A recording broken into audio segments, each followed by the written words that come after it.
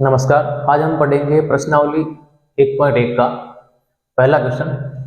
निम्नलिखित संख्याओं को अभाज्य गुणनखंडों के गुणनफल के रूप में व्यक्त कीजिए। जो हमने इससे पहले क्लास में अंकगणित की आधारभूत प्रमेय पढ़ी थी, उसी के अकॉर्डिंग करना है। तो सबसे पहले हम इसके 140 के अभाज्य गुणनखंड करेंगे। तो कैसे होगा? यहाँ पे सबसे पहले लास्ट में जीरो है, तो हम इसमें 2 से भाग करेंगे, यानी कि यहाँ पे हम 2 का भाग देंगे तो यहाँ पे आ जाएगा 70। फिर और इकाई का अंक 0 है तो हम वापस 2 का भाग देंगे, यहाँ से आ जाएगा 35। अब इसमें इकाई का अंक 2 नहीं है तो हम इसमें क्या करेंगे, और 3 के पहाड़े का भी नहीं है 35, क्योंकि 3 और 5 8 होते हैं और 8 3 से विभाज्य नहीं है। तो हम इसमें 5 इकाई का अंक है तो 5 का भाग देंगे, और फिर 7 बार जाएगा, और फिर 7 आ गया तो 7 का भाग देंगे। तो यहां से आ जाएगा 2 × 2 × 5 × 7। तो यहाँ पे 140 का अभाज्य गुणनखंड क्या हो जाएगा, 2 आ रहा है 2 बार, और 5 एक बार, और 7 एक बार। तो इस प्रकार से 140 के अभाज्य गुणनखंडों के गुणनफल के रूप में व्यक्त करेंगे। फिर 156 का करेंगे। 156 में इकाई का अंक 2 के पहाड़े का है तो हम 2 से भाग करेंगे, और 2 का भाग जाएगा 156 में 78 बार। अब दोबारा इकाई का अंक 2 के पहाड़े का है तो हम क्या करेंगे, इसमें 2 का भाग देंगे। 78 का आधा होता है 39। अब इकाई का अंक 9 है जो 2 के पहाड़े का नहीं है। फिर हम चेक करेंगे ये 3 से विभाज्य है या नहीं है। 3 और 9 कितने हो गए, 12, यानी कि 3 से विभाज्यता की चेक करनी है, 3 का भाग जाएगा कि नहीं जाएगा। तो हम क्या करेंगे, संख्या के अंकों को जोड़ेंगे। 3 और 9 12, 12 3 की पहाड़ी मात्रा है, इसका मतलब इसमें भी 3 का भाग जाएगा। 3 का भाग जाएगा 13 बार, 13 3 39 होता है। अब 13 एक अभाज्य संख्या है तो हम वापस 13 का ही भाग देंगे। तो इस प्रकार से 156 का अभाज्य गुणनखंड इस प्रकार आ जाएगा।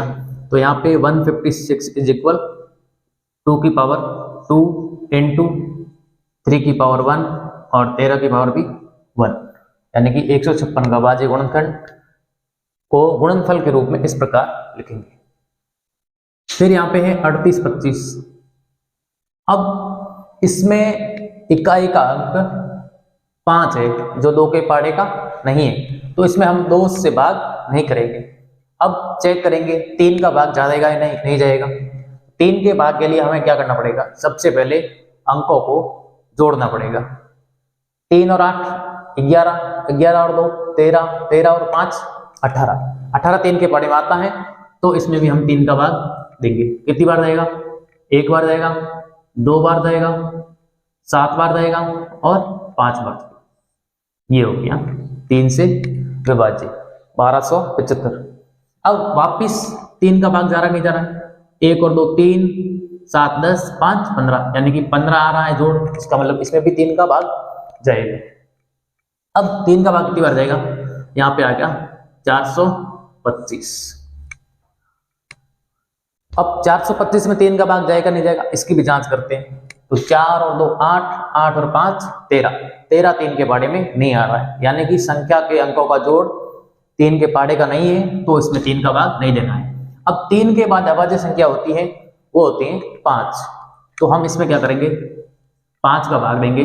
तो 5 का भाग जाएगा 85, यानी 85 बार।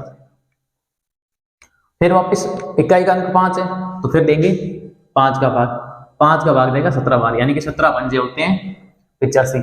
5 का भाग देंगे तो आ जाएगा 17। अब क्या करना है, 17 एक अभाज्य संख्या होती है तो वापस 17 का ही भाग देना है। तो इस प्रकार से ये 38 25 का अभाज्य गुणनखंड ये हो गया। तो यहाँ पे लिखेंगे 38 25 इज इक्वल 3 की पावर 2 5 की पावर 2 इंटू 17 की पावर 2। तो इसके अभाज्य गुणनखंडों के गुणनफल के रूप में इस प्रकार लिखेंगे। नेक्स्ट है 5005। अब इसमें सबसे पहले 2 से विभाज्य नहीं होगा, क्योंकि इसमें 2 के लिए इकाई का अंक 2 के पहाड़े का होना चाहिए। अब यहाँ पे 3 से भी विभाज्य नहीं होगा, क्योंकि अंकों का जोड़ करेंगे तो 5 और 5 होता है 10, 10 3 के पहाड़े में नहीं आता है, तो इसमें भी हम 3 का भाग नहीं लेंगे। उसके बाद 3 के बाद अभाज्य संख्या होती है 5, इकाई का अंक 5 है तो हम दे देंगे 5 का भाग। तो 5 का भाग रहेगा 1001 बार। अब ये सोचना है इसमें 5 का भाग दोबारा नहीं जा रहा है, तो 5 के बाद जो अभाज्य संख्या होती है वो होती है 7। इसमें 7 का भाग जाएगा, 7 का भाग 1 बार गया, 4 बार जाएगा और फिर 3 बार जाएगा, यानी कि 143 आ गया। अब दोबारा इसमें 7 का भाग नहीं जा रहा, क्योंकि 7 का भाग 14 में जाएगा 2 बार, फिर 3 में पूरा नहीं जा रहा। तो 7 के बाद जो अभाज्य संख्या होती है वो होती है 11। हम इसमें 11 का भाग देंगे, 11 का भाग जा रहा है, 11 का भाग जाएगा 13 बार, 1 बार जाएगा, फिर शेषफल रहेगा 33, 33 में जाएगा 3 बार, यानी कि 13 बार भाग जाएगा, और फिर यहाँ पे 13 का भाग जाएगा 1 बार। तो इस प्रकार से हम क्या करेंगे, इसको 5005 को 5 × 7 × 11 × 13 सभी अभाज्य संख्याएं एक एक बार आ रही हैं, तो इसके पर हम पावर एक एक के लगा लेते हैं, नहीं लगाए तो भी चल जाए। तो इसमें एक चीज ध्यान रखनी है कि 143 में कैसे पता करिए, बिना भाग दिए इसमें जाएगा या नहीं जाएगा 11 का भाग। तो हम क्या करेंगे, एक अंक छोड़ के एक अंक जोड़ेंगे, इसका जोड़ हो गया 4 और इसका मान भी 4 है, फिर दोनों को हम घटाएंगे तो घटाने पे क्या होता है, 0 आ रहा है या 11 के पहाड़े का आता है, तो हम समझ लेते हैं कि उस संख्या के अंदर भी 11 से भाग जाएगा। जैसे एक दूसरी संख्या है 6 10 648, इसमें 11 का भाग जाएगा या नहीं जाएगा, कैसे पता करेंगे, एक अंक छोड़ के एक अंक को जोड़ेंगे तो कितना हो जाएगा, 1 और 6 7, 7 और 8 15, यानी कि इसका जोड़ हो गया 15। इधर भी एक अंक छोड़ के एक अंक जोड़ेंगे तो 0 और 4 4, फिर हम इसको आपस में घटाएंगे तो इसका जो उत्तर है आंसर कितना आएगा, 15 में से 4 गया तो 11, यानी कि यहाँ पे 0 आ रहा है या 11 के पहाड़े का आएगा, तो हम कह सकते हैं कि संख्या दी गई संख्या में 11 का भाग पूरा चाहिए। अब ये क्वेश्चन है, इसमें किसका भाग जाएगा, सबसे पहले हम चेक करेंगे 2 का भाग जाएगा या नहीं जाएगा। इकाई का अंक 2 के पहाड़े का नहीं है, 2 का भाग नहीं जाएगा। 3 के भाग के लिए क्या करेंगे, अंकों को जोड़ेंगे, 7 और 4 11, 11 और 2 13, 13 और 9 22, 22 3 की टेबल में नहीं आता है, इसका मतलब ये 3 से भी विभाज्य नहीं होगी। 3 के बाद अभाज्य संख्या होती है 5, इकाई का अंक 5 नहीं है तो 5 का भी भाग नहीं जाएगा। अब इसमें 7 का भाग भी नहीं जाएगा, क्यों, 7 का भाग इधर जा रहा है, यहां जाएगा, लेकिन 9 7 के पहाड़े में नहीं बैठ रहा है, 7 से भी विभाज्य नहीं होगा।